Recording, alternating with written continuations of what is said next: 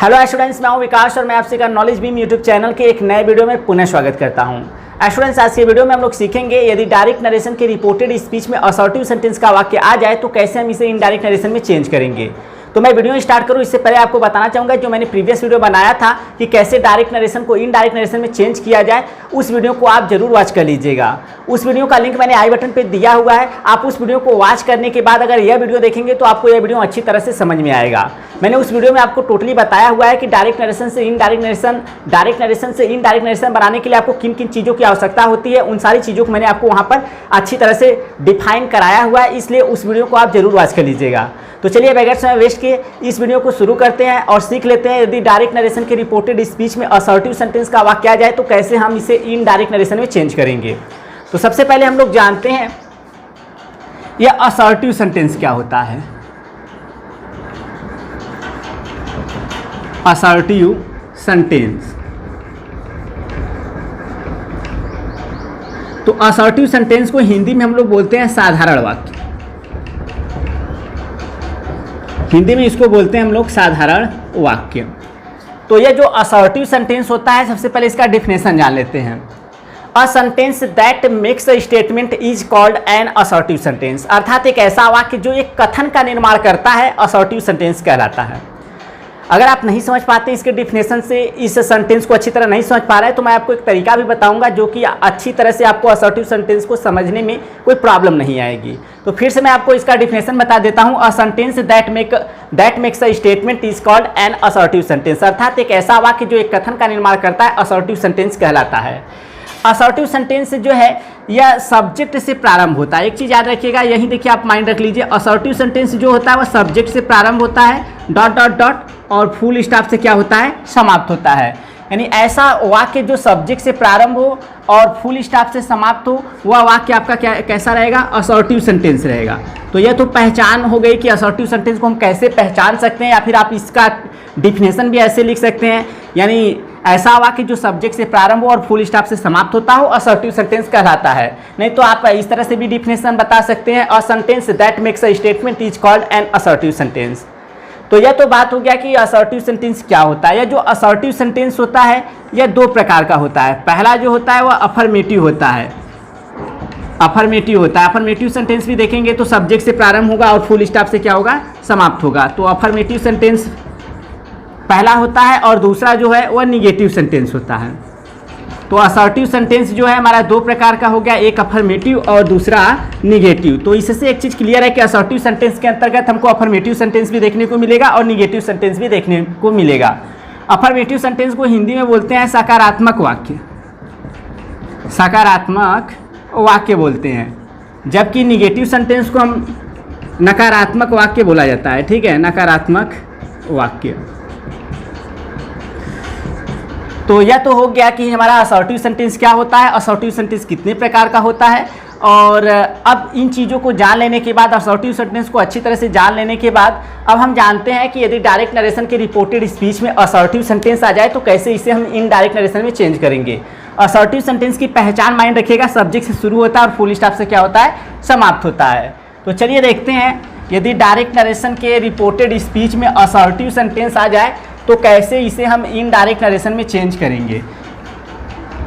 देखिए वीडियो थोड़ा सा लॉन्ग जाता है, लेकिन बहुत ही अच्छी तरह से मैं आपको स्पष्ट करता हूं, इस वजह से थोड़ा सा लॉन्ग वीडियो चला जाता है। ठीक है, तो चलिए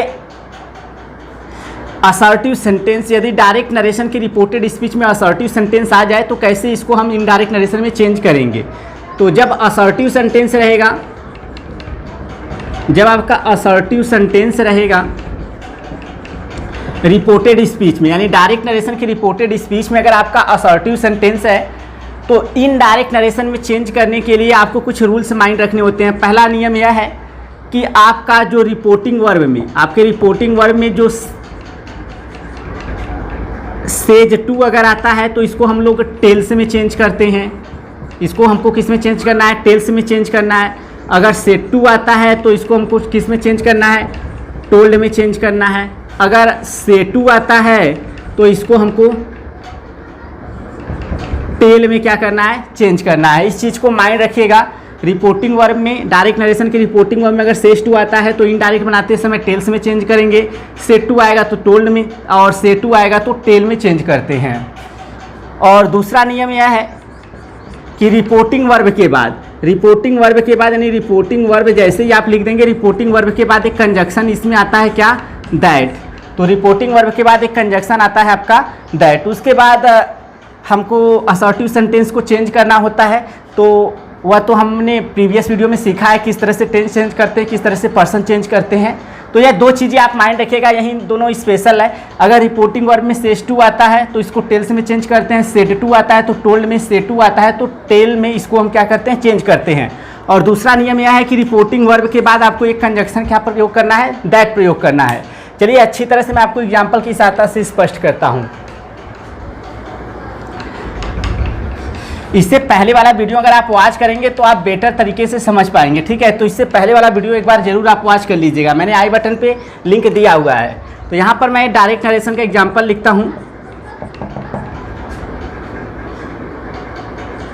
आई सेड टू हिम, मैंने उससे कहा। You are telling me a story, मैंने उससे कहा तुम मुझे एक कहानी बता रहे हो। तो यहाँ देखेंगे सब्जेक्ट से प्रारंभ है और फुल स्टॉप से क्या है, समाप्त है। तो यानी यह वाक्य क्या है, असर्टिव सेंटेंस है। जैसे ही हमको पता चल गया डायरेक्ट नरेशन का ये जो रिपोर्टेड स्पीच है असर्टिव सेंटेंस में है, तो हम जैसे ही इनडायरेक्ट नरेशन बनाने जाएंगे, इनडायरेक्ट नरेशन जैसे ही बनाएंगे हमको वह दो नियम याद रखना है, सेड टू को किस में, टोल्ड में, और रिपोर्टिंग वर्ब के बाद एक कंजक्शन दैट, यह चीज़ हमको माइंड रखना है। तो हम इनडायरेक्ट में इसको चेंज करते हैं तो हो जाएगा I told him that, conjunction आ गया दैट रिपोर्टिंग वर्ब के बाद दैट। अब यू को बदलेंगे, पर्सन चेंज करना मैंने बताया है प्रीवियस वीडियो में, आप देख लीजिए उस वीडियो को, आसानी से सीख लेंगे। यू सेकेंड पर्सन है और सब्जेक्ट है तो हिम के अनुसार बदलेगा, ऑब्जेक्ट के अनुसार, तो हिम को भी हमको सब्जेक्ट बनाना होगा। तो हिम का जो सब्जेक्ट है वह ही होता है, ठीक है, ही। और देखिए यह आपका प्रेजेंट कंटिन्यूअस है तो इसको हम लोग टेंस चेंज करेंगे तो पास्ट कंटिन्यूअस में। ही वाज टेलिंग मी, देखिए फर्स्ट पर्सन है, ऑब्जेक्ट है तो इसको हमको बदलना है आई के अनुसार। तो आई का भी ऑब्जेक्ट जो होता है वो मी होता है, टेलिंग मी अ स्टोरी। तो यह इस तरह से इनडायरेक्ट नरेशन का क्या हो गया, निर्माण हो गया। तो नहीं असर्टिव सेंटेंस अगर आ जाए डायरेक्ट नरेशन की रिपोर्टेड स्पीच में तो दो मेथड याद रखना है, दोनों नियम जो मैंने बताया आपको, ठीक है। और भी एग्जाम्पल देखते हैं, तो चलिए और भी एग्जाम्पल देखते हैं डायरेक्ट। जैसे my mother said to me you can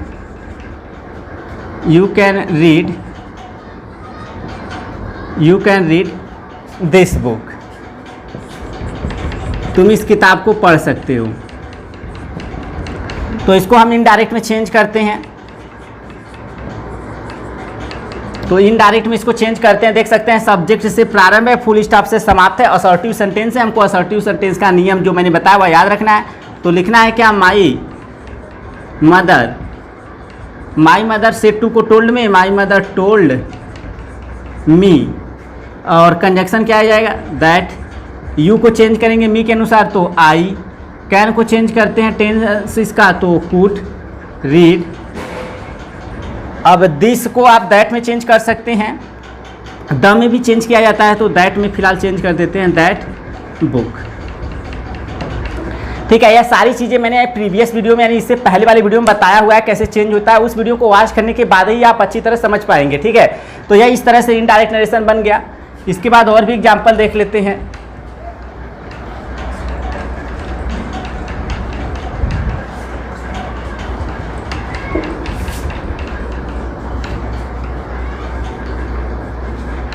तो प्रीवियस वीडियो को एक बार जरूर वॉच कर लीजिएगा, वह 1 घंटे का करीब वीडियो है, लेकिन बहुत ही अच्छी तरह से मैंने सारी चीज़ों को डिफाइन कराया है उस वीडियो में। चलिए और एग्जांपल देखते हैं, डायरेक्ट नरेशन का और भी एग्जांपल लिखते हैं। आई से टू ही, मैं उसे से कहता हूँ। यू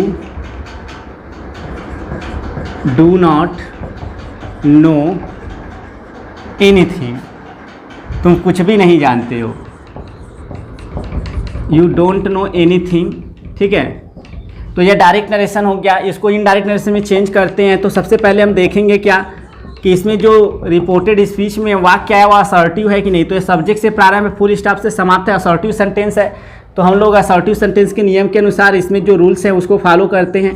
तो आई से टू को किस में, से टू है तो इसका मतलब टेल में, आई टेल हिम, मैं उससे बताता हूँ। कंजक्शन दैट आ गया। अब यू को बदलेंगे हिम के अनुसार, यू सब्जेक्ट है तो हिम को भी सब्जेक्ट बनाना होगा तो ही हो जाएगा। यह मैंने चेंज करना आपको बताया रेडी ही। अब देख सकते हैं यह प्रेजेंट टेंस में रिपोर्टिंग हो, अब इस वजह से रिपोर्टेड स्पीच का टेंस नहीं बदलते हैं, जैसा कि मैंने प्रीवियस वीडियो में बताया हुआ है।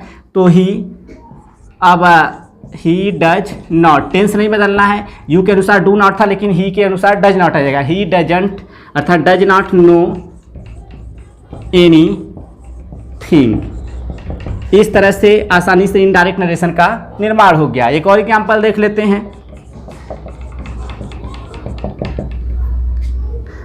माई sister will say to us we are going to school, we are going to school. तो देख सकते हैं my sister will say to us, मेरी बहन हम लोगों से कहेगी we are going to school, कि हम लोग स्कूल जा रहे हैं। तो इनडायरेक्ट नरेशन में चेंज करते हैं इसको। तो सबसे पहले देखेंगे अब फ्यूचर टेंस में रिपोर्टिंग वर्ब, तो रिपोर्टेड स्पीच का टेंस जो है वो चेंज नहीं होगा। तो लिखते हैं माई सिस्टर विल, अब से टू को चेंज करेंगे तो टेल में, my sister will tell us. देख रहे हैं सब्जेक्ट से प्रारंभ फुल स्टॉप से समाप्त है। यह जो है रिपोर्टेड स्पीच का वाक्य वो असर्टिव सेंटेंस है। तो उसका मेथड हम लोग लॉन्च करते हैं। तो दैट आ जाएगा कंजक्शन, वी फर्स्ट पर्सन है, चेंज करेंगे माई सिस्टर के अनुसार। तो हम वी जो है वो फर्स्ट पर्सन का क्या है, सब्जेक्ट है, और इसको चेंज करना है माई सिस्टर के अनुसार। माई सिस्टर जो है फीमेल वर्ड है, ठीक है, माई सिस्टर जो है वो फीमेल वर्ड है, मेरी बहन। ठीक है, तो अब देखिए वी जो है बहुवचन का है, जो है इसका प्लूरल, यानी हमको इसे चेंज करना होगा दे में, क्योंकि सी से एक व्यक्ति का बोध होगा, दे से बहुत सारे व्यक्तियों का बोध होगा, तो यह वी से भी बहुत सारे व्यक्तियों का बोध होगा, इसलिए हमको दे लिखना होगा। My sister will tell us that, they. अब देखिए टेंस चेंज नहीं होगा, जैसा कि मैंने बताया फ्यूचर टेंस में है। तो दे आर